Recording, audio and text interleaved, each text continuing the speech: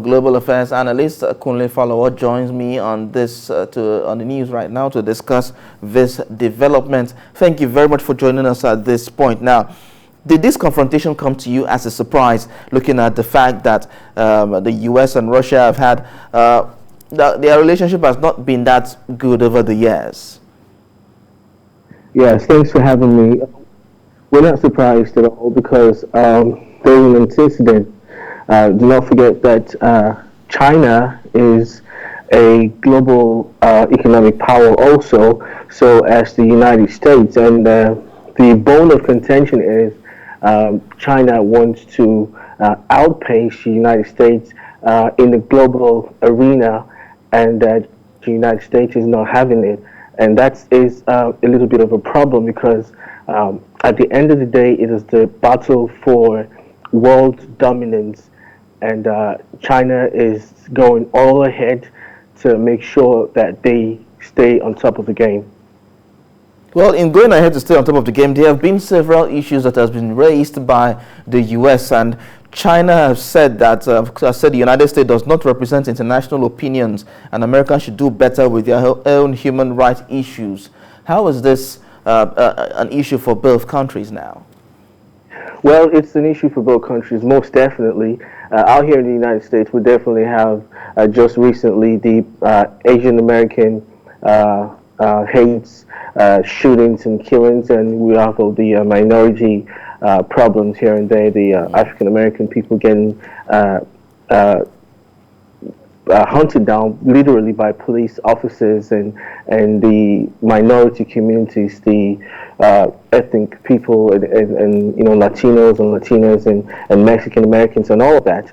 That's not to say China is not also having its own problems in Hong Kong, for instance, where they're trying to strive for democracy, and where they're also being accused of human rights violations and having building concentration camps for Muslims, minorities also in China. So both countries aren't perfect, but on the global scale, they're trying to have world dominance, like I said, and we will need more of cooperation from both countries because the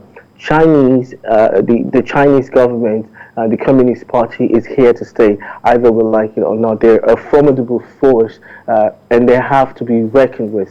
The United States also, they've been in the field and been in world dominance for a very long time, and there's so many countries competing in that category. Talking about Russia. Also championing and racing for world economic dominance and economic wise and technology wise. So it's not just a Chinese thing.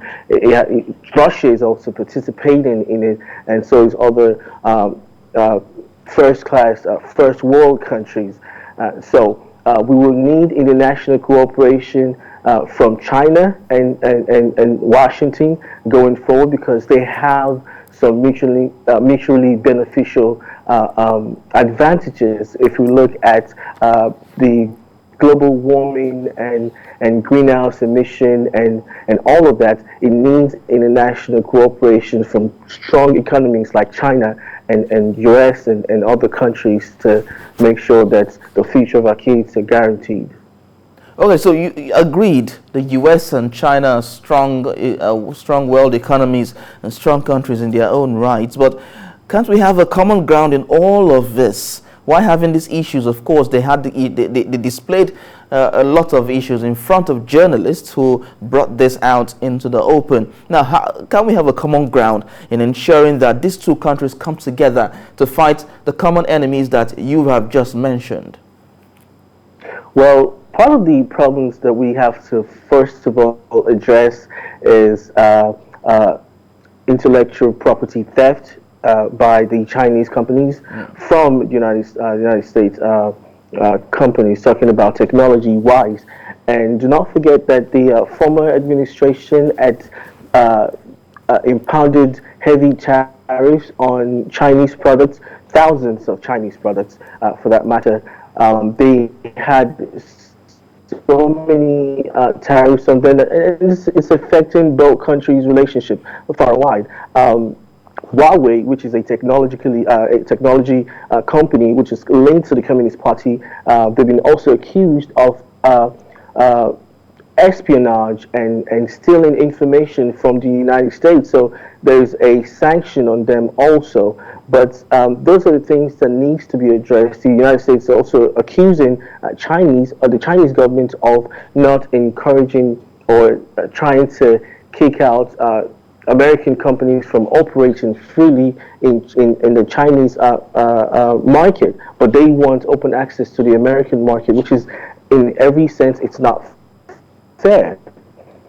But they all have their differences, right? But what we need to look at is a mutually beneficial place that they could sit and negotiate and look at terms and all that to make sure that everybody benefits something from the table.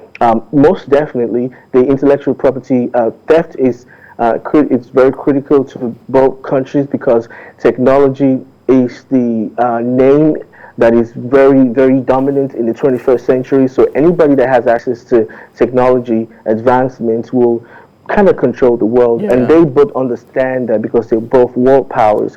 So, but in some other instances, if they're able to, in every way, shape, and form, address the differences that both countries have in every terms of it, it will be a lot better for people in both countries.